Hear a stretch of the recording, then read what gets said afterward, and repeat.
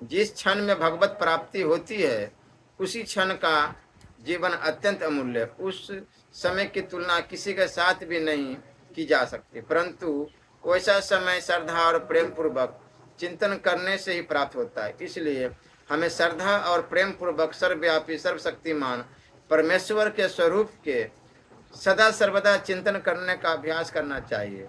ऐसा करने पर हमारा सभी समय अमूल्य समझा जाएगा। यदि प्रेम और श्रद्धा की कमी के कारण जीवन भर में भगवत प्राप्ति न भी हुई तो भी कोई चिंता नहीं, क्योंकि अभ्यास के बदले बल से अंत समय में तो भगवान के स्वरूप का चिंतन अवश्य होगा ही। और गीता में भगवान स्वयं कहते हैं कि जो अंत समय मेरा चिंतन करता हुआ जाता है वह निश्चय ही मुझको प्राप्त होता है, इसमें कोई भी संशय नहीं है।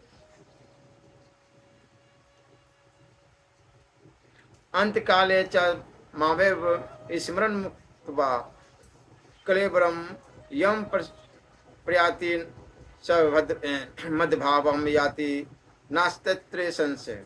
किंतु खेद की बात है कि हम लोग ईश्वर के भजन की कीमत कौड़ियों के जितनी भी नहीं करते। मान लीजिए एक पुरुष साल भर में 1,00,000 2,00,000 कुछ भी रुपए कमाता हो, 5 लाख, या यदि रोजगार छोड़कर भजन करे तो उसका भी वह भजन कौड़ियों से सस्ता पड़ता है। संसार में रहकर संसार में आसक्ति होना यही मूर्खता है। केवल आसक्ति जिसको बोला गया है परमात्मा से होनी चाहिए। हर समय भगवान चिंतन और भगवत प्राप्ति का उद्देश्य ही होना चाहिए। मान बड़ाई और प्रतिष्ठा के जाल में तो अच्छे अच्छे साधक भी फंस जाते हैं। मान बड़ाई प्रतिष्ठा की इच्छा साधन पथ में भी दूर तक मनुष्य का पिंड नहीं छोड़ती। आरंभ में तो यह अमृत के तुल्य प्रतीत होती है, परंतु परिणाम में विष से भी बढ़कर है। अज्ञानवश यह बहुत से अच्छे अच्छे पुरुषों के चित्त को डांबाडोल कर देती है।